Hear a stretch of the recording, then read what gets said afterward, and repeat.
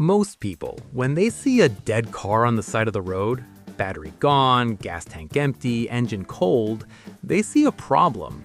They see something to walk away from. They see a conversation with a tow company and an inconvenient afternoon. But here's what survival training teaches you pretty fast. A dead car is not a dead resource, not even close. In a grid-down scenario, a prolonged blackout, a collapse situation, or even just a freak snowstorm that buried the highway and left you stranded for 3 days, that same vehicle you were about to abandon could be the difference between walking out of a situation alive and not walking out at all. The issue isn't that people don't care about survival. It's that nobody ever stops to look at a car as a toolkit. We treat it like furniture the moment it stops moving, and that cognitive bias, that broken thing equals useless thing reflex, has gotten people killed in situations that were genuinely, completely survivable. And I want to be honest with you up front. A lot of what I'm going to walk you through today, I've field tested in real cold weather and stranded vehicle scenarios. Some of it is uncomfortable, some of it takes effort, and none of it is as clean as a YouTube thumbnail makes it look. But it works, and knowing it, even just having it in your head, changes the way you assess a situation when things actually go wrong. So let's fix that reflex. Because every car, regardless of age, model, condition, or whether it's sitting in a collapse-era junkyard or on a dark rural highway at 2 in the morning, contains specific components that serve radically different purposes than the ones their manufacturers intended. 7 of them. 7 things already in there in every car that almost nobody reaches for when everything else has failed. We're counting them down together, and by the end, you will never look at a stranded vehicle the same way again. Let's start with the one that feels obvious, but is almost always misunderstood, because misunderstanding it is the difference between using it correctly and wasting the most versatile power source you have access to, the 12-volt car battery. Here's what most people know. It jumps another car. That's the beginning and the end of common knowledge on this subject. But here's what survival training forces you to confront. A battery that can no longer crank an engine, one that has degraded past the threshold of starting power, still carries enough stored charge to do remarkable things. It can power LED lighting for extended periods. It can charge a phone through a simple USB adapter. And then the coldest, darkest, most desperate version of this situation, it can give you fire. Picture this. It's 11 p.m. The temperature dropped 15 degrees in 2 hours. The lighter you've been clicking for the last 5 minutes finally ran dry. And you've been picking at damp roadside grass trying to find something, anything that will catch. You pop the hood, pull 2 wires from the harness, strip their ends against the door frame, and 30 seconds later you see the arc jump, then a flicker, then flame. That warmth on your face in that moment is not a small thing.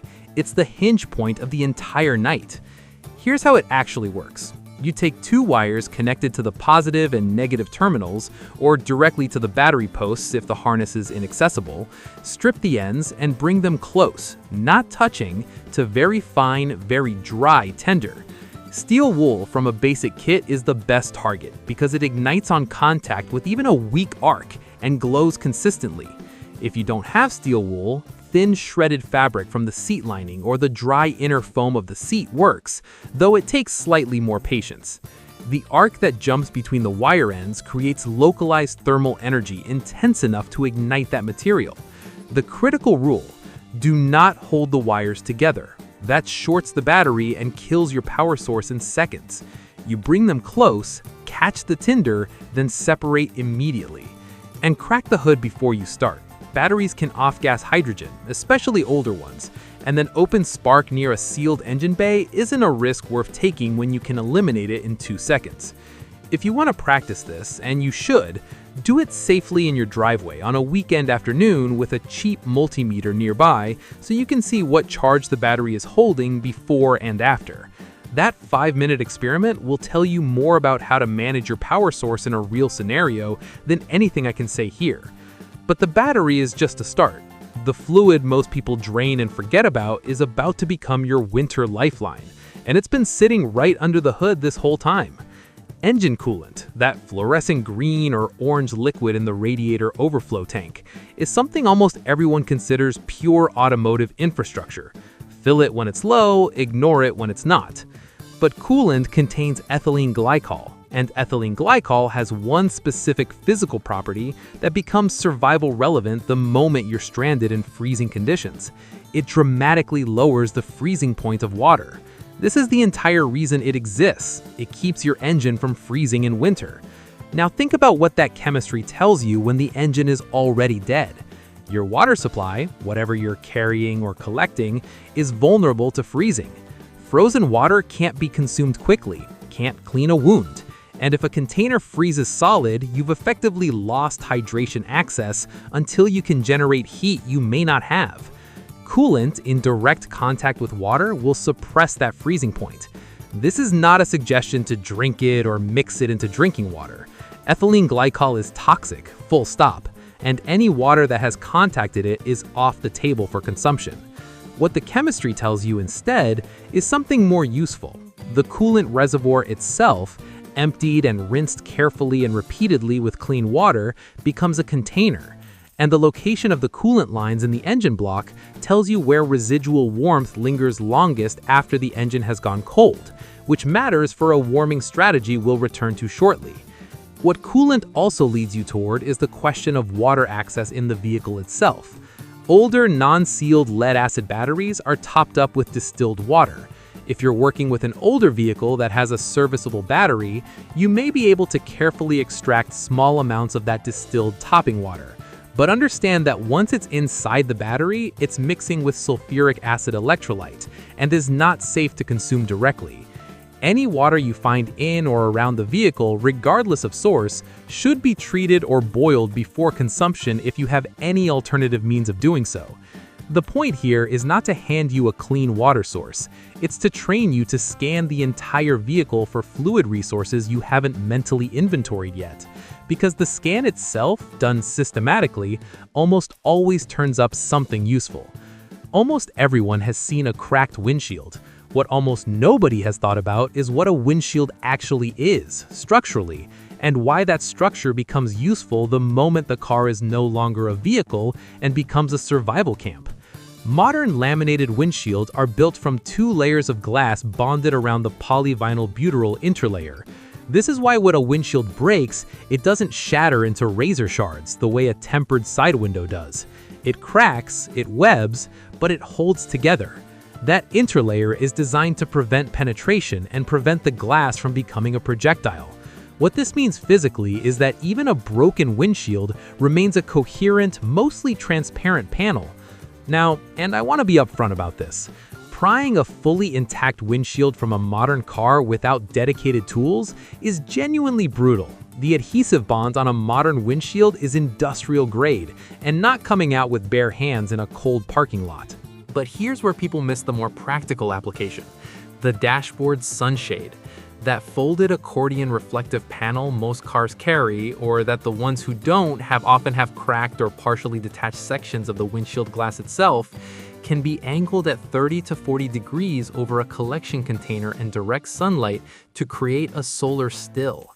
The physics are fundamental and reliable. Sunlight passes through or reflects from the angled surface, heats the soil or vegetation placed below it, water vapor rises and condenses on the cooler underside, and gravity pulls those droplets to a collection point. In direct sun, a well-constructed improvised still using car glass or reflective sunshade material produces somewhere between 400 and 700 milliliters of water per day, depending on ambient temperature, humidity, and solar angle.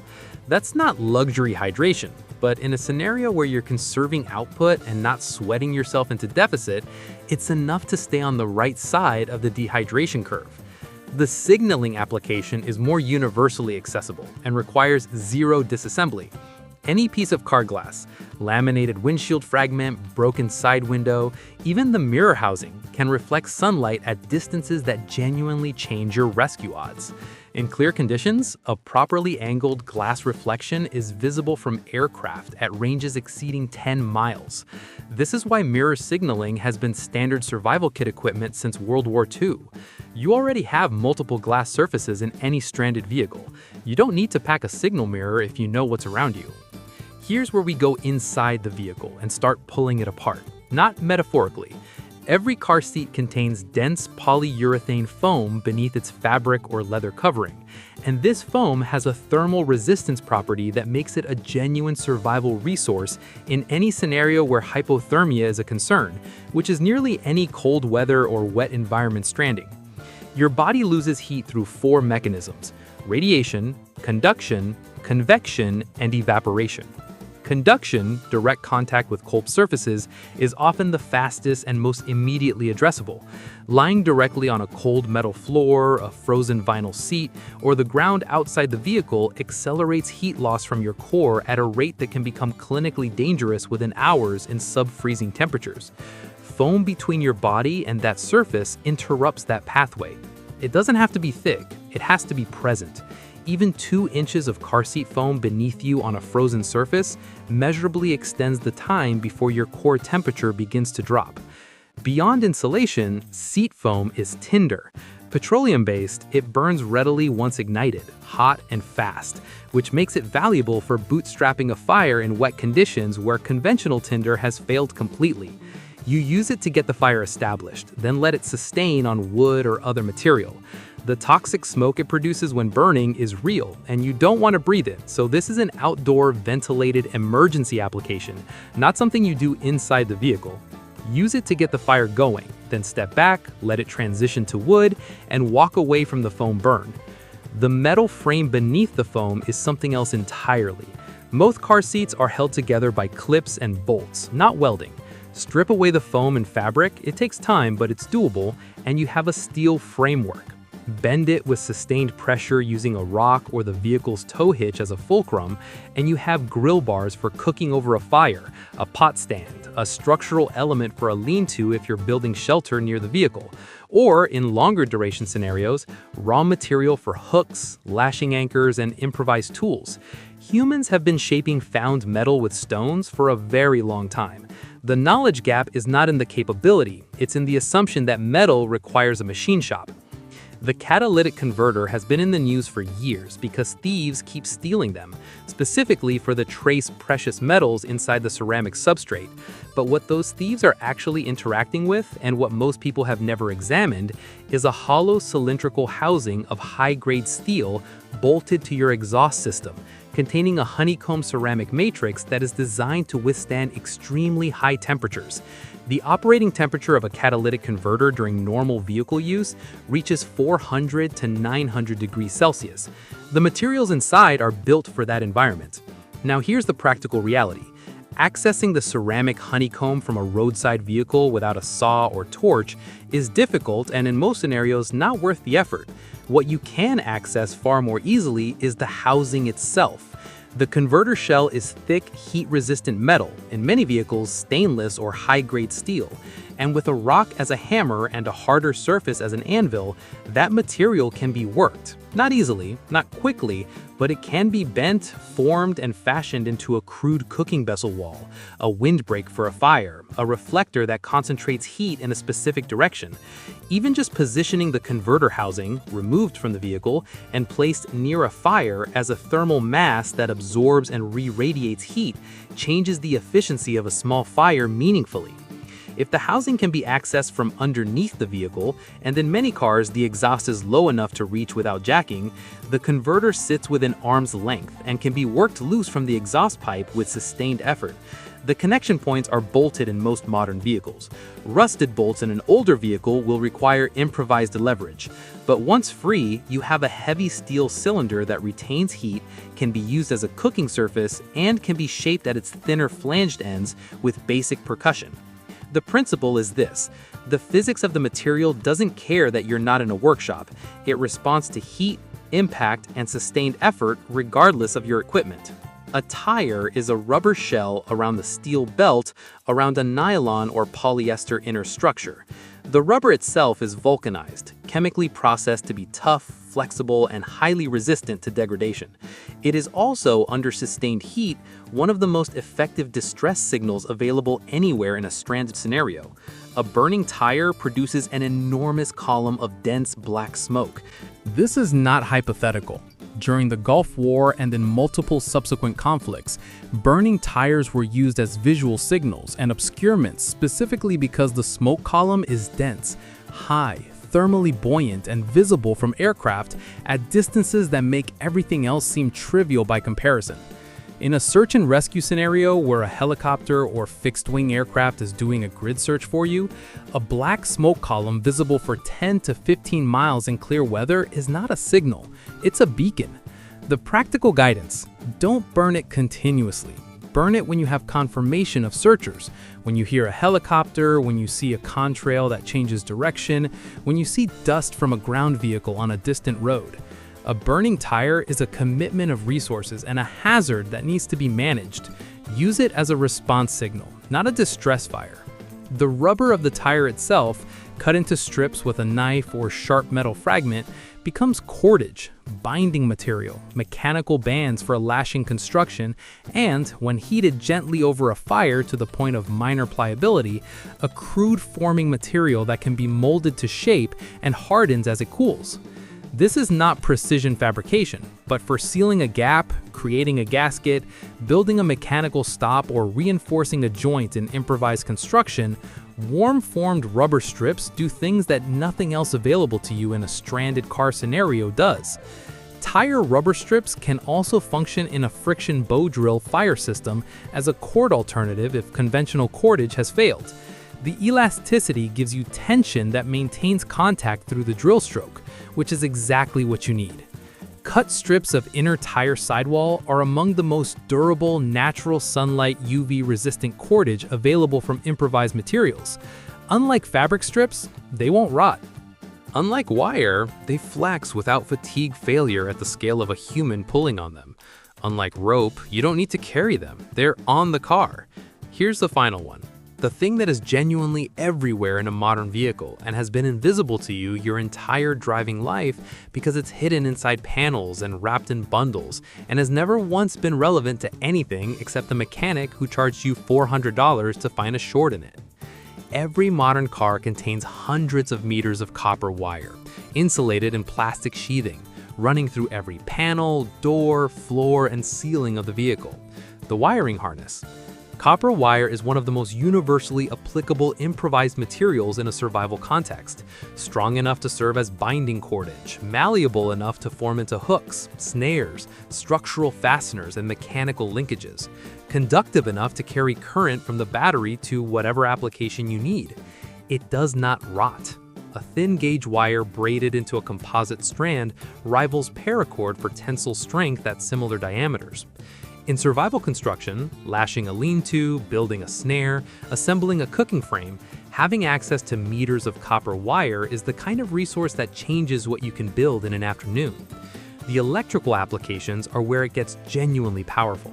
Strip the insulation from wiring. It peels away easily with a knife edge, a rough rock, or even a metal door sill if you pull the wire across it at angle, and you expose conductor that can be fashioned into an antenna. For FM frequencies around 100 MHz, a quarter-wave antenna is approximately 75 centimeters, achievable with a short length of wire extended vertically from a portable radio. For 27 MHz CB frequencies, a quarter-wave antenna is about 2.75 meters, also achievable with vehicle wiring. If you have a battery, an emergency or CB radio, and access to the wiring harness, you can extend your communication range meaningfully beyond the stock antenna by understanding the one physical principle that governs antenna design. The length of the wire determines the frequency it receives and transmits most efficiently. Match the wire length to the frequency you're targeting, and you've built an antenna out of something that was coiled inside your door panel. The wiring harness is also your map, because the harness connects to every sensor, every switch, every powered component in the vehicle. Following it gives you access to components you might not otherwise locate. The rear window defroster, for example, those thin grid lines bonded to the glass, is a resistive heating element. It converts electrical current into heat through resistance, exactly like the coil inside an electric stovetop. If you can connect the defroster grid directly to the battery, and the wiring to do so runs right to it, you have a low output but real heat source. Not enough to heat a space, but enough to warm a small amount of water, enough to dry tinder in wet conditions. And, this is the part people underestimate until they've experienced cold-related dexterity loss, enough to restore finger function when your hands have gotten cold enough that fine motor control is failing. Losing fine motor control in a survival scenario is not an inconvenience, it is a capability collapse. If you can't manipulate a lighter, a knife, a wire, if your fingers won't close properly, everything else we've talked about becomes exponentially harder. A resistive heating element powered by the car battery and held in both hands for 5 minutes can bring that function back. And then there's the thing the wiring harness points you toward even when it isn't carrying current, the metal body of the car itself. That body, those steel panels, that roof, those door frames, acts as a partial Faraday cage, a conductive shell that distributes external electromagnetic energy around its interior rather than through it. This is why a car is statistically safe during a lightning storm. The energy moves around the shell and travels through the tires to ground rather than through the occupants. It is also why, in a scenario involving a significant electromagnetic pulse from a high-altitude nuclear detonation or a severe solar event, a metal-bodied vehicle that was already non-operational at the moment of the event has a statistical advantage. Electronics that were unpowered and enclosed in a conductive shell have meaningful, though not guaranteed, protection from the induced currents that destroy active or antenna-connected circuits. This is not a guarantee. The physics of EMP interaction with electronics is frequency-dependent, geometry-dependent, and complicated enough that no one should assume their car stereo survived without testing it. But the principle matters. When every other structure around you is permeable to electromagnetic disruption, the steel cage you're sitting inside is not. The cage effect also affects radio reception, which is the practical near-term application for most scenarios. Emergency radios receive better with their antenna extended out a window rather than inside the vehicle, because the same conductive shell that protects you from external EM energy also partially attenuates it for reception. If you're trying to receive a broadcast and it seems weak inside the vehicle, extend the antenna, move it toward a window opening, or step outside entirely. Understanding the physics tells you where to position yourself to hear what might be the most important broadcast of your life. Now let's bring all of it back to the principle underneath every one of these 7 things, because that principle is more important than any individual technique: cognitive flexibility. The reason dead cars kill people who are stranded near them is not a lack of resources, it's a failure of categorization. The car has been filed in a mental folder labeled transportation, and once transportation is off the table, the folder closes. The battery is transportation infrastructure. The wiring is transportation infrastructure. The glass, the foam, the rubber, the exhaust system, all transportation infrastructure. The moment you allow that categorization to define the vehicle's usefulness, you've forfeited everything it has to offer. Survival at its core is not primarily about learning individual techniques. It's about developing the habit of seeing every object in terms of its physical and chemical properties rather than its intended purpose. A car is not a car. A car is metal, glass, rubber, copper, petroleum chemistry, ceramic, foam, and stored electrical energy arranged into a shape that society told you was only useful for commuting. When the label falls away and you see the components, when the manufacturer's intent becomes irrelevant and the physics takes over, you see a survival cache hiding inside something you've driven by 10,000 times. This matters right now, not in a post-collapse fantasy, because people get stranded. People end up in situations where the infrastructure they depend on has failed, and the window between stranded and rescued can be hours or it can be weeks, depending on location, weather, and how quickly search operations are mounted. In the American West, people have died in sight of highways because they walked away from their vehicles and couldn't be found from the air. In mountain terrain, in desert environments, in any situation where the vehicle is visible from altitude but a walking person is not, staying with the vehicle is almost always the correct choice, if you know how to use it. not just as a passive shelter, as an active survival system. So when the engine won't turn over, and the last cell bar dropped 3 hours ago, and the temperature is falling faster than your confidence, the inventory you take is not, what do I have in my bag? It's, what does this vehicle contain that physics will let me use?